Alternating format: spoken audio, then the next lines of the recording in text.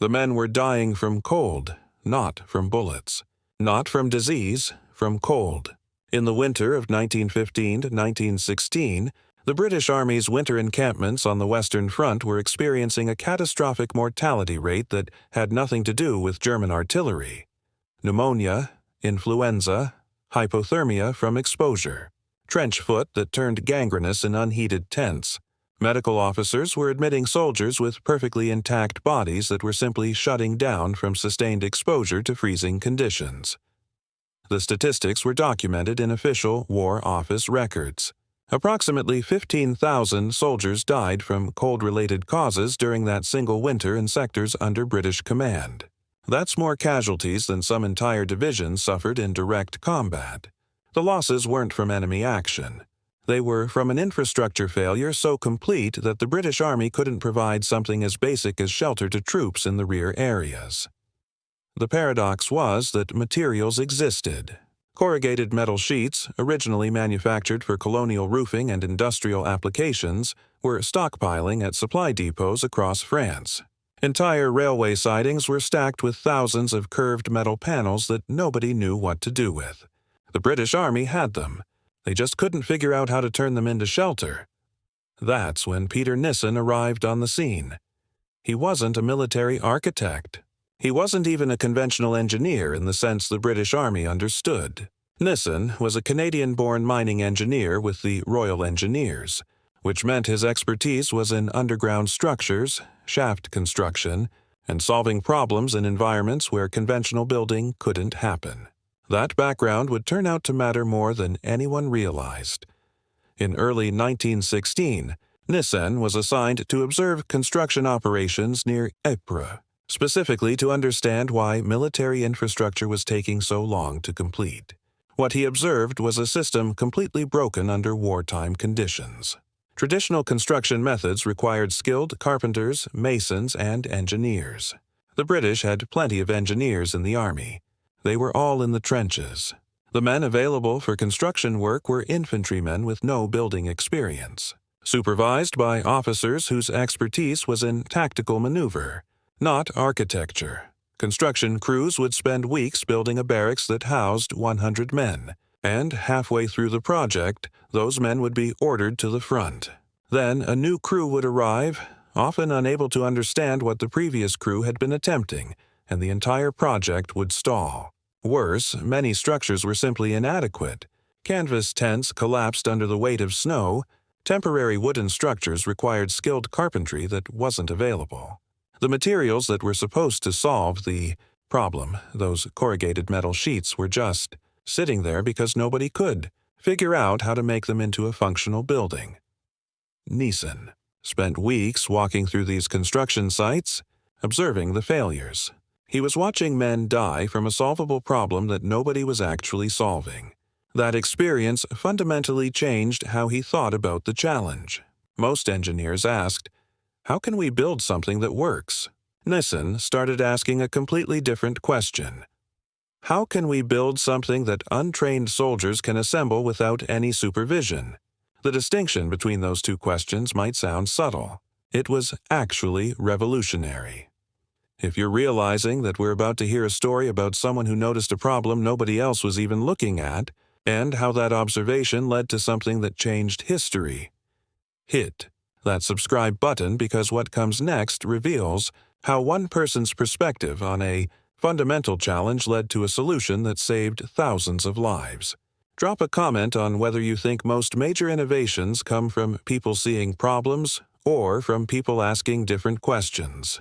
And keep watching, because Nissen's answer to his own question was going to be so simple that it would take the entire British military establishment months to realize it was actually genius. In March 1916, Peter Nissen conducted an experiment. He gathered a team of 6 soldiers, deliberately chosen because they had no construction experience whatsoever. He showed them his sketches of a half-cylindrical structure made from those stockpiled corrugated metal sheets. No internal framing. No vertical supports, just curved metal sheets bolted together in a specific pattern. He gave them basic hand tools, some wooden base plates, bolts, and corrugated steel panels. Then he told them to build it. The first prototype went up in less than 4 hours, not days.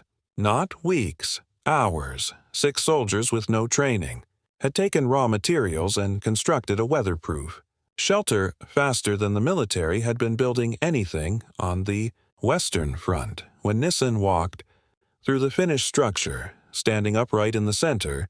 Walking from one end to the other without ducking, he realized he'd solved the problem that had killed 15,000 men over a single winter. The structure was 16 feet wide at the widest point. It rose to approximately 15 feet at the peak of the curve. It was long enough to accommodate multiple bays, with each 6-foot section adding additional capacity.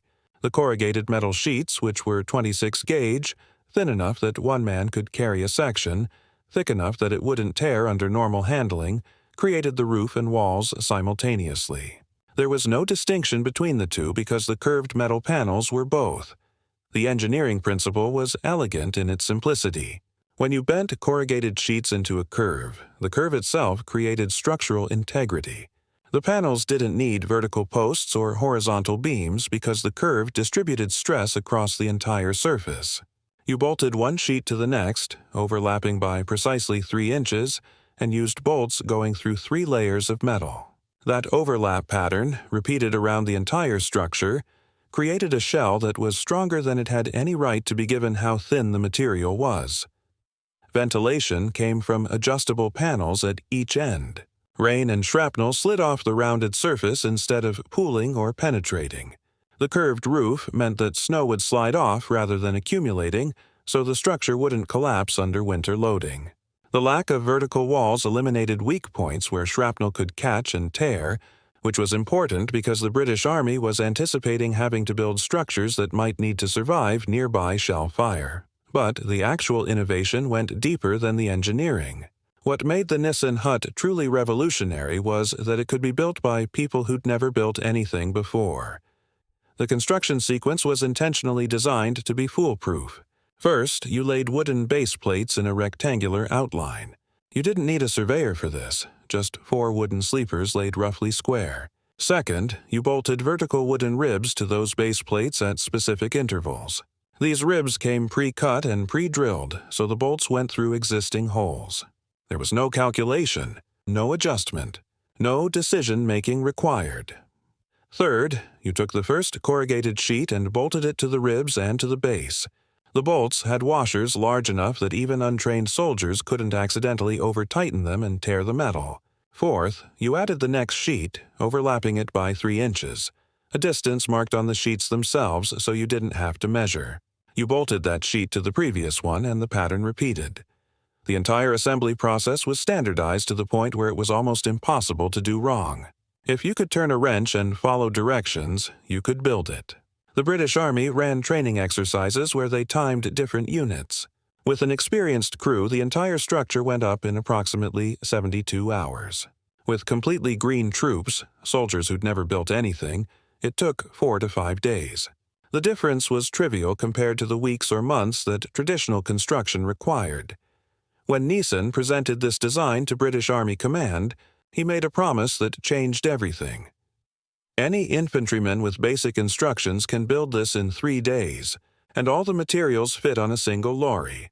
That promise was revolutionary not because it was unexpected, but because it was keeping military logistics as the central concern rather than treating construction as a secondary priority. Nissen understood that moving an entire shelter system as part of military operations meant every component had to be portable, simple, and foolproof. He designed not just a structure but a logistical system. If you're starting to understand that this is a story about understanding what the actual problem was, not how do we build perfect shelter, but how do we get shelter moving with military forces that are constantly relocating? Hit that like button and subscribe. Drop a comment on whether you think most people trying to solve problems ask the right question first. And keep watching because what happened next proved that simple solutions to complex problems often face more resistance than complex solutions do. The British Army tested the concept immediately.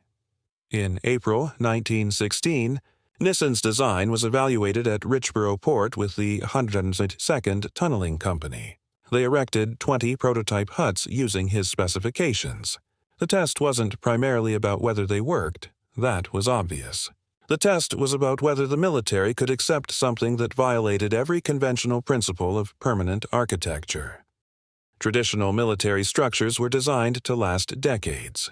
Barracks were stone buildings that could survive bombardment and remain usable for generations.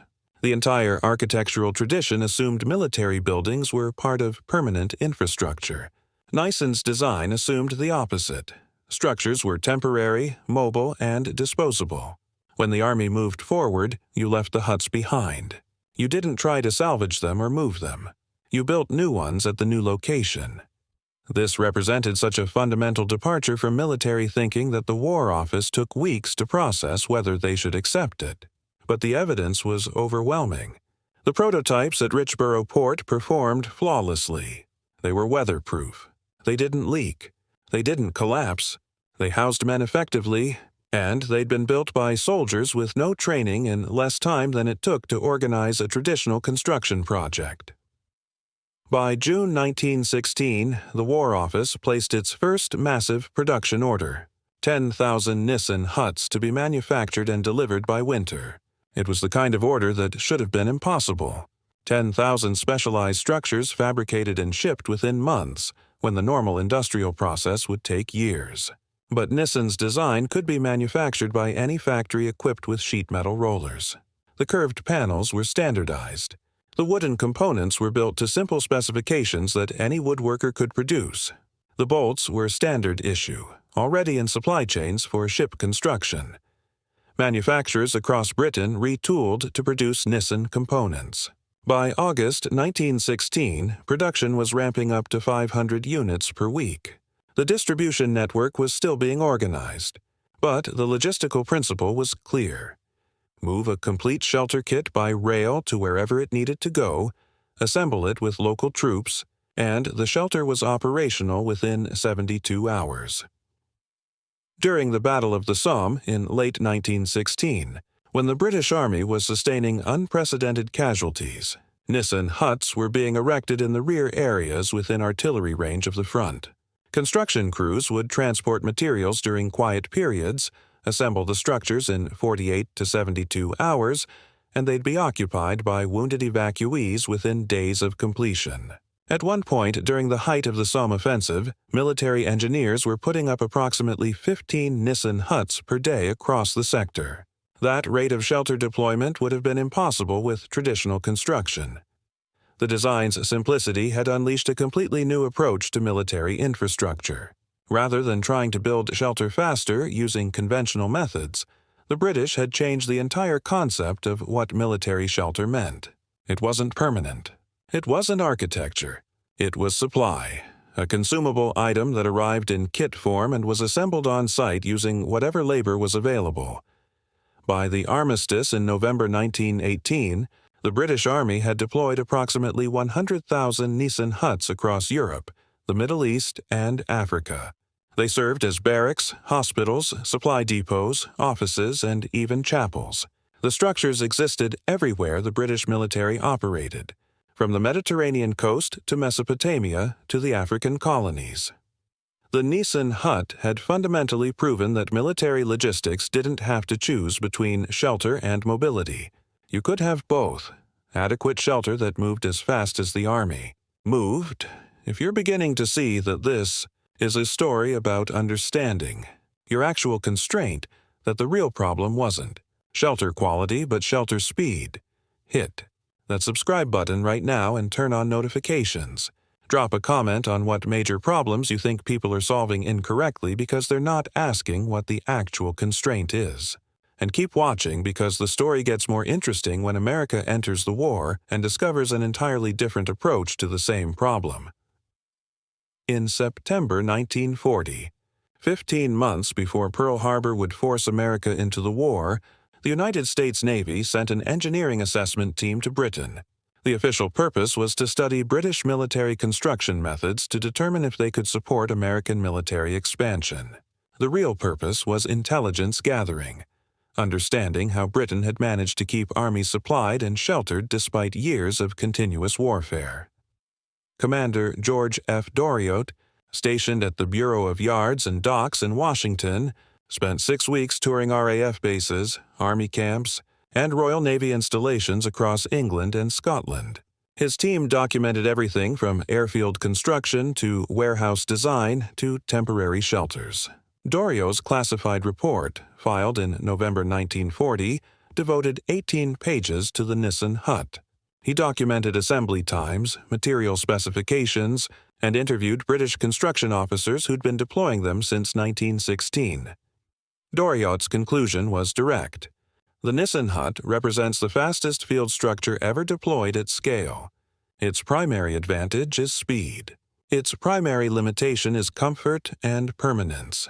For American operations, this design addresses British constraints that do not apply to American logistics.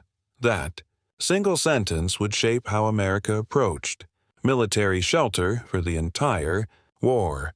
The British had designed the Nissen hut for an army that was constantly relocating, always under resource constraints, and fighting across multiple theaters simultaneously. Every structural decision reflected that reality.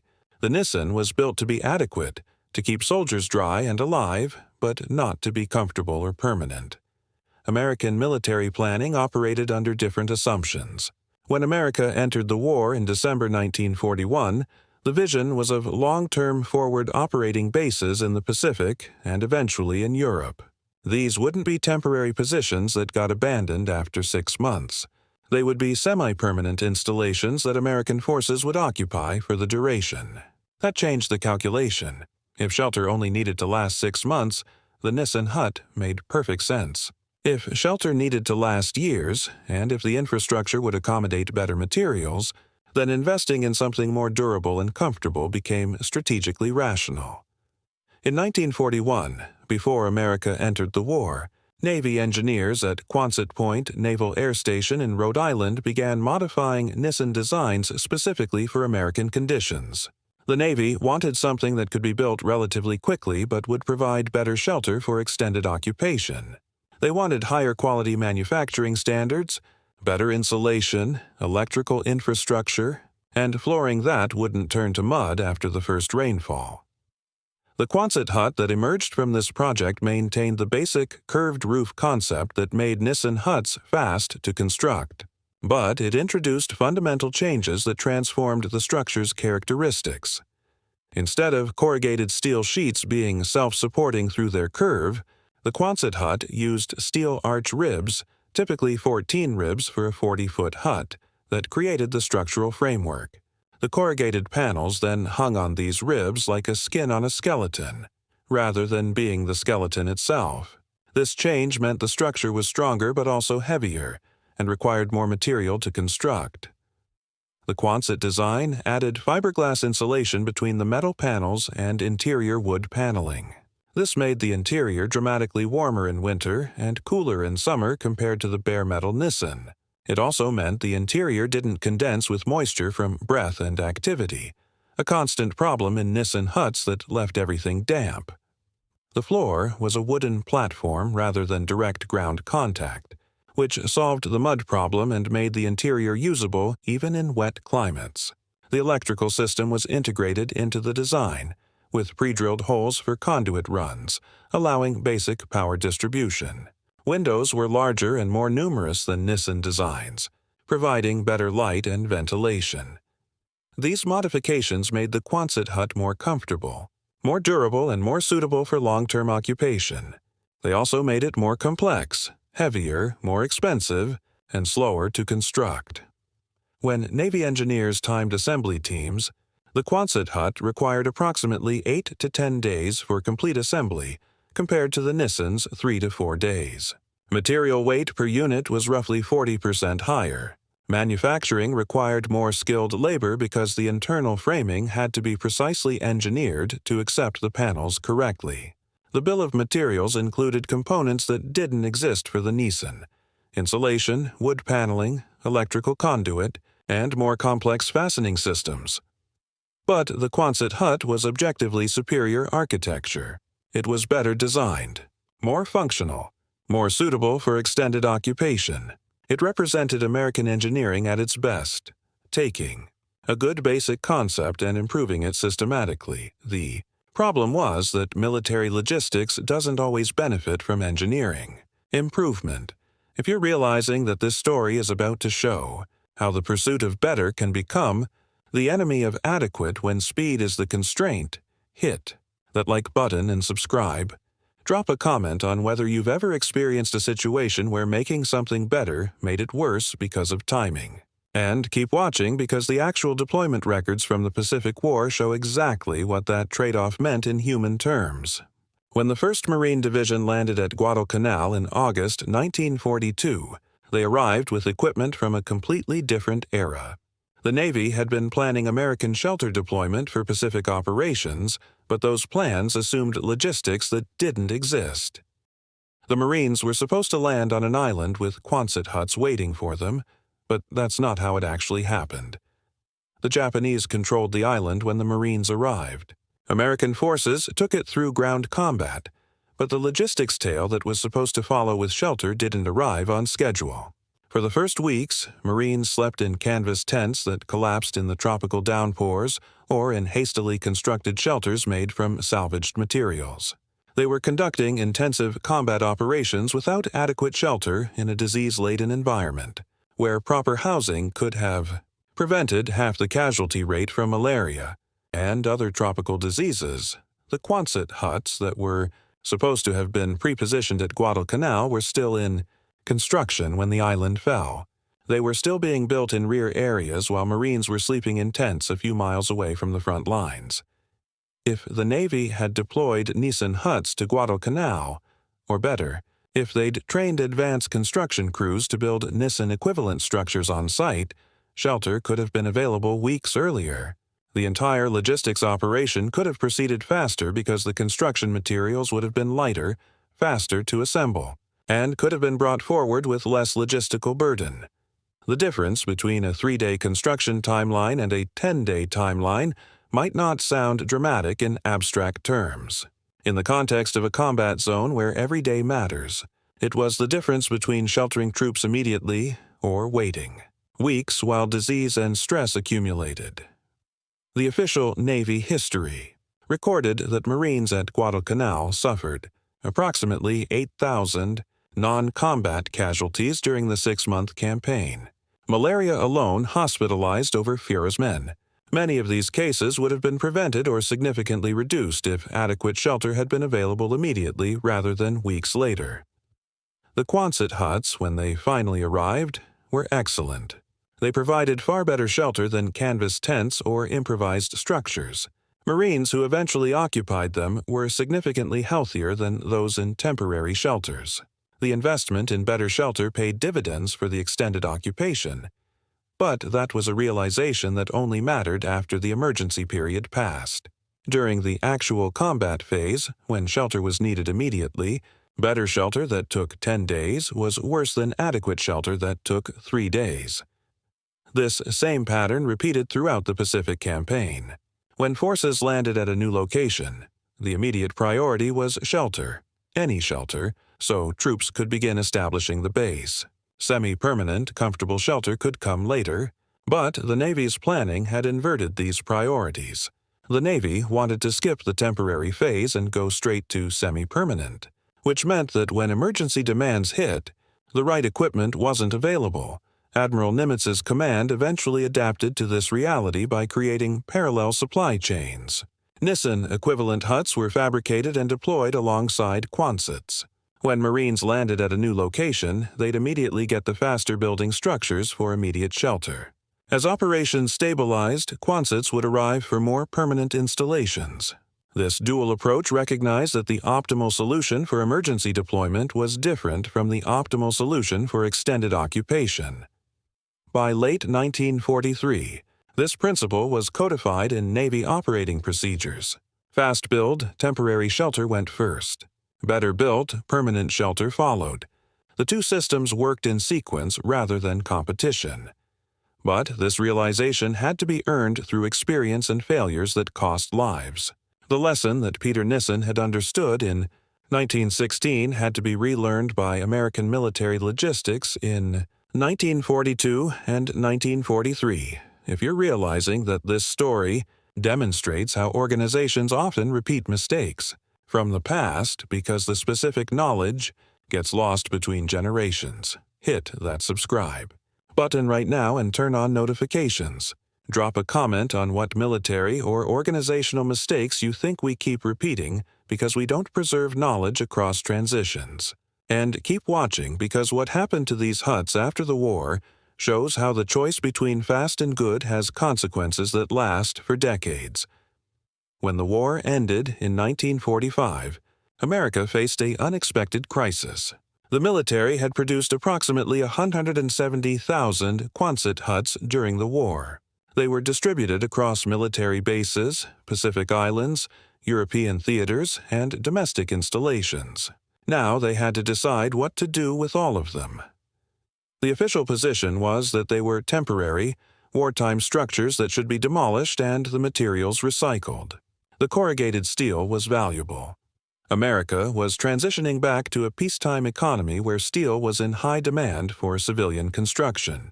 The logical thing was to dismantle them, salvage the materials, and erase the visible reminders of wartime austerity. But something different happened. Across America, municipalities discovered that the Quonset huts were available for civilian purposes. State governments requested them for emergency housing. School districts requested them for classroom additions. Agricultural communities requested them for storage and equipment housing. The federal government, eager to dispose of the surplus inventory, allowed many of them to be transferred to civilian purposes for minimal cost. The result was that approximately 70,000 Quonset huts ended up in civilian use across American farmland. Small towns and educational institutions. Most were never demolished. They were converted to different uses, modified to serve new purposes, and they're still being used more than 75 years later. In rural Minnesota and agricultural states, Quonset huts became storage structures for farm equipment. Their curved roofs shed snow effectively. Their clear interior spans allowed equipment storage without internal obstruction. Farmers who had originally received Quonsets as temporary shelters found them so useful that they never removed them. In New England, school districts built classroom additions into surplus Quonsets. The structures were converted by adding interior partitions, windows, and door openings. Because Quonsets had been designed for modification and had strong internal frameworks, they adapted to new uses better than purely temporary structures would have. In Michigan and industrial areas, small manufacturers discovered that Quonset huts made effective factory spaces. The clear interior span meant work could be organized without having to build around central support columns. The curved roof handled snow loads effectively. The strong but flexible construction allowed machinery to be added or reconfigured as needs changed. Britain took the opposite approach to surplus Nissen huts after 1945. The British government wanted Nissen huts gone. They represented austerity and wartime conditions. The military wanted them dismantled so they didn't have to maintain them. The government wanted them removed so the landscape could return to pre-war appearance. Thousands of Nissen huts were systematically demolished, and the corrugated steel was sold as scrap metal during the post-war steel shortage. Some found civilian use. Farms in Yorkshire and Scotland converted them to sheep barns and equipment storage. Remote military installations that weren't being decommissioned continued operating Nissen huts because replacements weren't being built. But the systematic dismantling meant that by the 1950s, most Nissen huts had vanished from Britain except on isolated military ranges or agricultural properties where practicality outweighed aesthetics. The difference between the two huts' post-war fates reveals something important about the design choices made during their development. The Quonset hut, designed for permanence and comfort, adapted to civilian life well. The modifications that made it less suitable for emergency military deployment, the internal framework, the insulation, the finished interior, made it more suitable for permanent civilian use. When the military no longer needed them, they could be repurposed successfully. The Nissen hut, designed specifically for rapid deployment and abandonment, was harder to repurpose. The lack of internal framing meant it couldn't accept structural modifications easily. The bare, corrugated interior was harsh and uncomfortable for civilian, permanent occupation.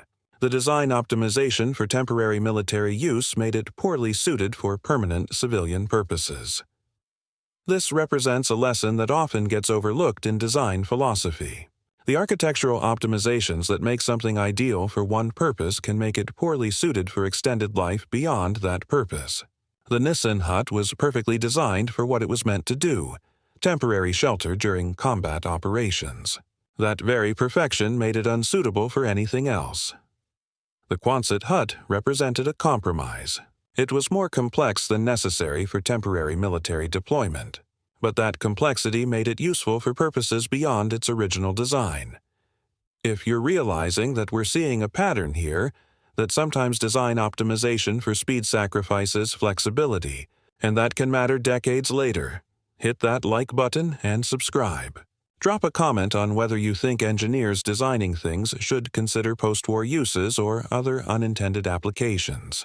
And keep watching, because there's a deeper lesson here about how military logistics principles still apply to problems we're facing today. Modern military doctrine has largely forgotten the speed versus quality calculation that World War II forced constantly into the open. Current U.S. military construction standards assume infrastructure will be in place before major troop deployments, that supply lines will be secure, that construction can happen without enemy interference.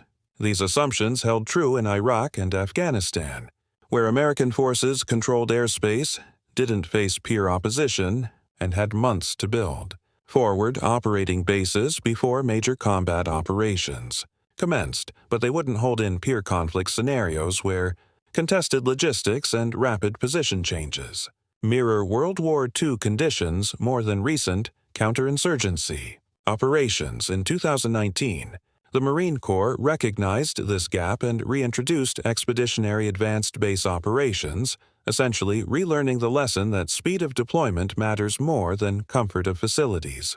They began developing rapid deploy shelter systems that prioritized 48 to 72-hour installation over comfort and permanence.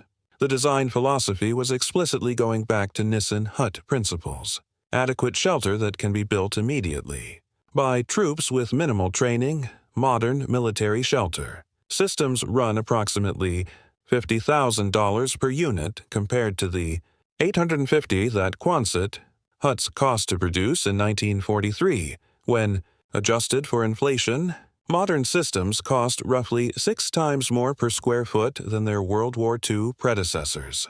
They provide somewhat better functionality, but they sacrifice the rapid deployment capability that Peter Nissen proved was possible in 1916. The architectural establishment treated both designs with disdain that revealed class prejudices about temporary construction. American architectural journals in the 1950s rarely mentioned Quonset huts except to condemn them as visual blight. Frank Lloyd Wright reportedly called them metal pig shelters unfit for human habitation. British architects were even harsher about Nissen huts, describing them as corrugated embarrassments that should be eliminated from the landscape. This professional hostility ignored the practical reality that both designs had sheltered millions of people, effectively when alternatives didn't exist. The Nissen hut's simplicity had been dismissed as crude by architects who'd never had to build shelter while under artillery fire. The Quonset hut's modifications had been dismissed as mere military utilitarianism by designers who'd never had to balance comfort against speed when lives were at stake.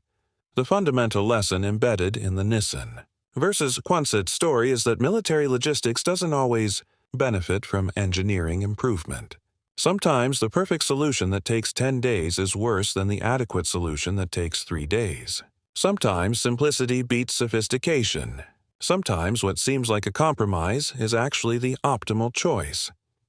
Peter Nissen created his design by asking one specific question: what's the absolute minimum needed to keep soldiers dry and alive?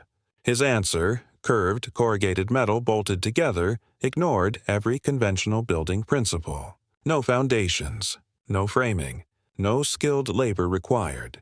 just metal sheets and bolts. That ruthless simplicity meant a sergeant and 5 exhausted infantrymen could build shelter in 72 hours while under artillery fire.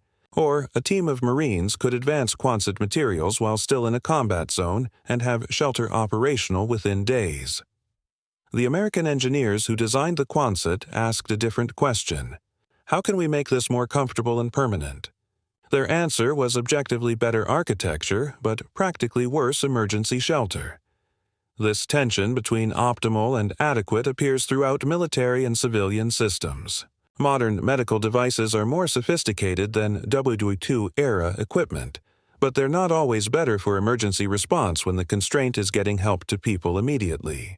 Modern engineering produces stronger bridges, but the time to build them sometimes becomes the real constraint. Modern computer systems are more powerful, but the complexity sometimes makes them less reliable when instantaneous.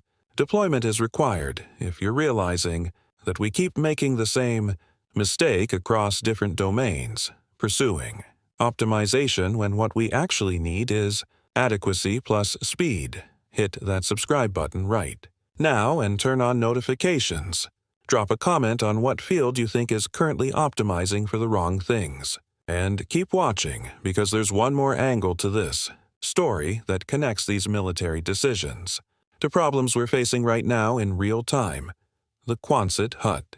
Legacy in American agriculture tells a story that few people notice anymore.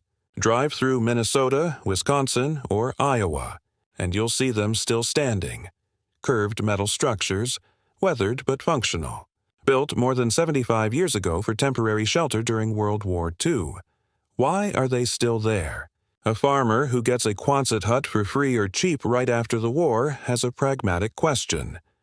Does this thing work? Can I use it? If the answer is yes, why would I tear it down? And if I can modify it to work even better for my purposes, why wouldn't I? The structures started as military emergency shelter. They evolved into farm storage for reasons that had nothing to do with the original design intent. Farmers added equipment inside. They modified the ends. They improved the drainage. They painted them. Some have been standing for over 75 years and are still functional. This is what happens when you design for permanence and modularity instead of pure temporary deployment. The Nissen hut, optimized for rapid abandonment, disappeared. The Quonset hut, designed as a compromise between speed and durability, stayed and evolved.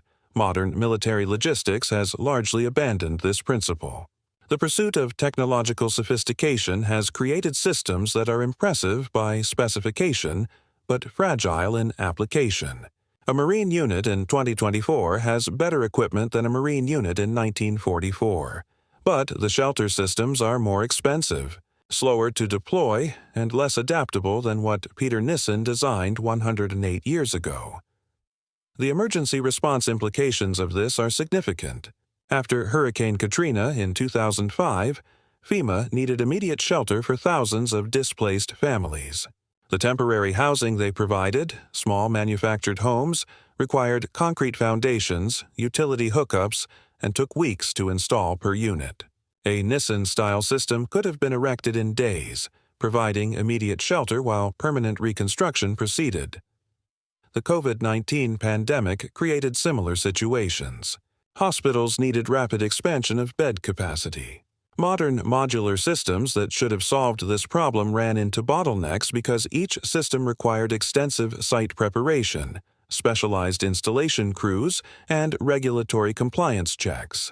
Simpler, faster systems, essentially modern variations on Nissen hut. Principles could have been deployed but didn't exist in the supply chain because the institutional memory of how to build that fast had been lost.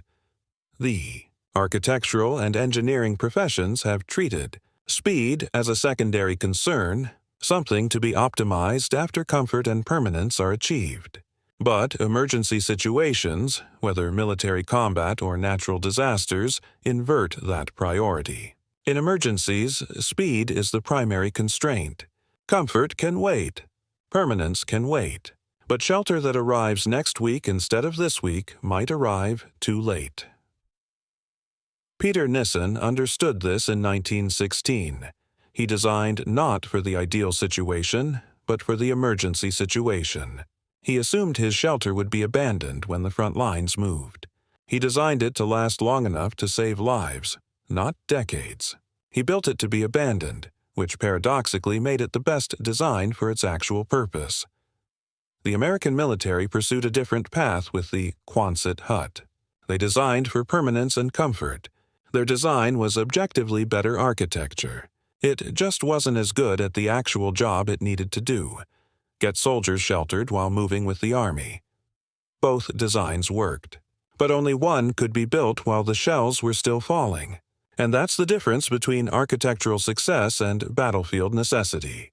That's the difference that determined whether tens of thousands of soldiers got shelter immediately or shelter eventually. That's the difference that's still relevant for emergency response today if you're realizing that we've built entire organizations around optimizing the wrong things, that we've sacrificed speed for perfection in situations where good enough built today beats perfect built next week. Hit that like button and subscribe right now and turn on notifications. Drop a comment on whether you think we've over-engineered modern solutions and sacrificed adaptability. Share this video because these principles apply to emergency response, disaster relief, medical systems, and every situation where time is part of the constraint. And thank you for watching the story of two huts that revealed something profound about how we choose between perfect and possible, between optimal and adequate, and between the engineering achievement that looks great and the engineering solution that actually works when it matters most. The huts are still standing today across farmland that's been at peace for 80 years. The curved metal roofs, weathered and faded, represent more than shelter. They represent a choice that was made about what mattered most. They represent the decision to optimize for speed in an emergency, and the unexpected consequence that the solution to the emergency turned out to be useful for decades afterward. That's not usually how engineering works. That's not usually how design works. Usually, the emergency solution gets abandoned when the emergency passes. But sometimes, just sometimes, the thing designed to save lives during crisis turns out to be exactly what people need when they're just trying to build a life. The Quonset huts did that. They saved soldiers from exposure during the war. They provided shelter for displaced families. They stored farm equipment. They housed classrooms. They became workshops and warehouses and gathering spaces. They adapted because they were designed not for perfection, but for durability, combined with reasonable performance. That's the actual lesson that we keep trying to learn and keep forgetting. That's why the huts are still standing. That's why the principle that put them there still matters today. To truly understand why Peter Nissen's design was revolutionary, you need to understand the specific engineering choices he made and why each one mattered. The corrugated steel sheets Nissen selected were 26 gauge, specifically chosen for a precise reason. Thin enough that 3 men could carry a section without mechanical assistance. Thick enough to resist normal damage. This wasn't accidental. Nissen understood that the thinness of the material was actually a feature, not a limitation. Thinner meant lighter. Lighter meant transportable. Transportable meant deployable. The fact that the thin material had to be curved to achieve structural strength wasn't a problem. The curve was the entire point. The 16-foot width was specifically calculated. Not arbitrary, not random. It was the maximum width that 3 men could carry sections for. It was also the exact width needed to accommodate 2 rows of bunks with a central aisle when you wanted to house 30 men in basic conditions. The width determined by transportation constraint perfectly matched the functional requirement. That's not coincidence. That's constraint-driven design. The bolt spacing of 14 inches was standardized. The bolts were 7/16-inch diameter, the same bolts used in ship construction. Why? Because British manufacturers were already producing these bolts at scale. Nissen didn't specify a special bolt. He specified a bolt that already existed in the supply chain. He worked within existing constraints instead of trying to overcome them. The overlapping 3-inch pattern for panel assembly wasn't just decorative. It meant 3 layers of material at every joint. The first layer of overlap, the second layer beneath it, and the bolt going through both. That three-layer structure is what gave the thin corrugated metal its strength. It's why you could build a structure that could stand under snow load, survive artillery shell impact, the curved surface would deflect shrapnel, and support an organized roof structure for years. The wooden base plates that came pre-drilled were designed to be laid directly on frozen ground, packed earth or mud without requiring site preparation. No foundations needed. No surveying needed. Just lay the sleepers, bolt the ribs, attach the panels. This design accommodation for poor ground conditions was critical, because the structures were often built in combat areas where preparing proper foundations would take weeks. Each of these details, the thickness of the material, the width of the structure, the bolt specifications, the overlap pattern, the lack of foundation requirements, wasn't generated by designers sitting at drafting tables trying to create the perfect structure. Each detail was generated by asking the question, what can we actually do in the constraints we face? The American engineers who designed the Quonset hut asked different questions. They asked, what's the best structure we can engineer? They added internal steel arch ribs that created better load distribution. They added insulation between the panels and interior paneling that significantly improved thermal performance. They added windows that provided light. They added electrical systems that provided power. Each addition was objectively an improvement, but each addition also increased weight, increased complexity, increased manufacturing requirements, increased assembly time. A Quonset hut required internal ribs to be precisely fabricated. Those ribs had to be engineered to specific tolerances. The panels had to attach to the ribs correctly. Installation teams had to understand how the system worked. All of this took time. The Nissen hut had none of this. The curved metal was the structure.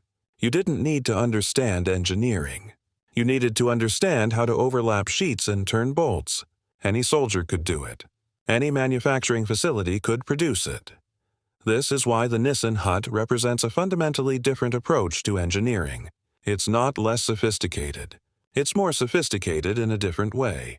It's sophisticated at understanding constraints. It's sophisticated at simplifying problems instead of engineering complex solutions. It's sophisticated at designing for the actual world instead of the ideal world. When the 1st Marine Division landed at Guadalcanal in August 1942, they arrived with no shelter infrastructure. The Japanese had controlled the island, so American forces had to fight for it. In combat situations, shelter is an afterthought. Ammunition, medical supplies, and weapons come first. Shelter comes later, as resources allow. The Marines initially used captured Japanese structures, but most were damaged or unsuitable. They built canvas shelters in the tropical heat, tents that would collapse under monsoon-level rainstorms. They dug field shelters. They improvised structures from salvaged materials. But adequate weather-protected shelter was simply not available when it was most needed. The Quonset. Huts that were supposed to have been pre-positioned were still being manufactured at the time the Marines were landing. The Navy's planning had assumed logistics that didn't exist. There were supposed to be semi-permanent bases with improved structures waiting. Instead, Marines were establishing bases while simultaneously trying to shelter troops and treat casualties, the non-combat casualties at Guadalcanal, 8,000. Of them were largely preventable with adequate shelter. Malaria is transmitted by mosquitoes. Tropical diseases thrive in damp, poorly ventilated spaces. Trench foot happens to soldiers who can't keep their feet dry. All of these conditions would have been significantly reduced if adequate weather-protected shelter had been available immediately rather than weeks later. Nissen hut could have been assembled within 72 hours of the Marines securing a position. A construction crew of 6 or 8 soldiers could build multiple huts per day. The materials would fit on landing craft that were being used for ammunition and supplies. By the time Marines needed shelter, it could have been available because the manufacturing was done. The materials were being transported, and the assembly was happening locally. This is why the speed of assembly matters in combat contexts. It's not just about comfort. It's about preventing disease. It's about allowing operations to proceed without losing soldiers to preventable causes. The Navy eventually recognized this. By the time operations reached the Central Pacific in 1943-1944, shelter was being prepositioned more effectively. Nissen-equivalent structures were being deployed alongside Quonsets. Fast-build structures went first. More permanent structures followed. This parallel deployment approach recognized that the optimal solution changed depending on the phase of operations. During the breakthrough phase, when forces were rapidly establishing new positions, fast assembly time was critical. During the consolidation phase, when forces would occupy a location for months, better shelter became more important. By having both available, the military could optimize for each phase. This realization that optimal solutions change depending on circumstances is critical and often forgotten. The design that's best for breakthrough operations isn't best for occupation. The design that's best for emergency response isn't best for long-term habitation. The design that's best for speed isn't best for permanence. Good organizational design creates systems that work well through multiple phases, that can transition from speed priority to quality priority, that acknowledge different constraints at different times. The principle that constraint-driven design produces better results than ideal-world design isn't just historically interesting.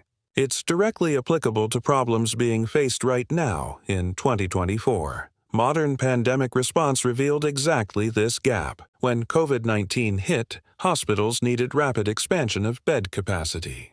The sophisticated modular systems that had been developed over years of peacetime planning ran into bottlenecks. Each system required site preparation, concrete work, drainage setup, utility connections, electrical, water, sewage, specialized installation crews, regulatory compliance inspections, quality assurance testing. All of this took weeks. During a pandemic, weeks represented thousands of preventable deaths. A Nissen hut equivalent system, basic, rapidly assembled, adequate for the emergency phase, could have been deployed in days.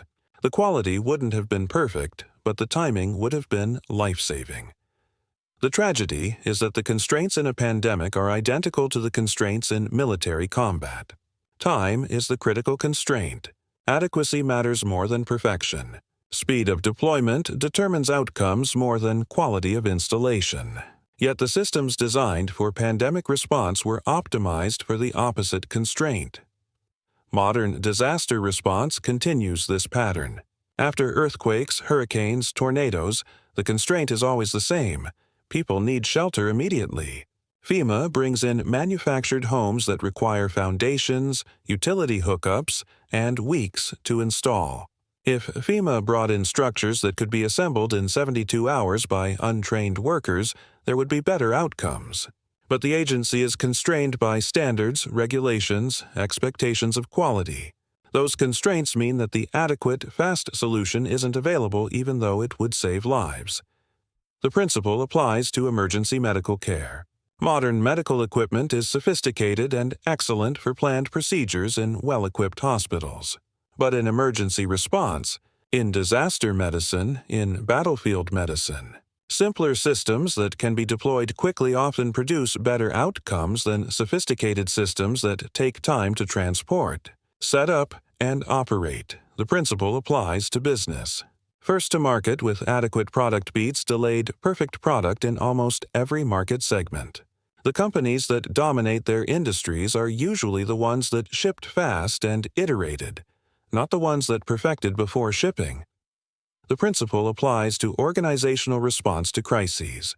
The organizations that survive crises well are usually the ones that can adapt quickly, that sacrifice perfection for speed, that accept good enough deployed now beats ideal delayed. Peter Nissen understood this in 1916 without the benefit of decades of experience. He just recognized the constraint and designed around it. The Quonset hut engineers had the benefit of his knowledge but chose to optimize for different constraints. The Marines at Guadalcanal experienced the consequences of that choice. We keep learning and relearning this lesson. The pattern keeps repeating because institutional memory doesn't preserve it. Each new generation of engineers, planners, and leaders has to rediscover that constraint-driven design produces better results than ideal world design. The lesson isn't that perfection is bad. The lesson is that optimization should match the constraint, not some idealized version of what would be nice to have. The Quonset huts are still standing across farmland that's been at peace for 80 years. The curved metal roofs, weathered and faded, represent more than shelter. They represent a choice that was made about what mattered most. They saved soldiers from exposure during the war. They provided shelter for displaced families. They stored farm equipment. They housed classrooms. They became workshops. They adapted because they were designed not for perfection, but for the actual constraints their designers faced, with enough durability to survive decades of uses nobody originally anticipated. That's the real lesson of the Nissen versus Quonset story. That's why the principle still matters today. That's why sometimes the simple solution designed for real constraints outlasts the sophisticated solution designed for ideal conditions. The huts are monuments to constraint-driven thinking. That principle, design around the actual constraint rather than around what would be ideal, remains relevant whether you're designing shelters in combat, systems for pandemic response, devices for emergency medicine, or organizations responding to crises. Acknowledge your actual constraint. Design around it. Accept good enough. Expect to improve it later if time allows. Build it so it can adapt to uses you haven't imagined. That's what Peter Nissen understood in 1916. That's what the surviving Quonset huts prove every day. That's the principle that still matters.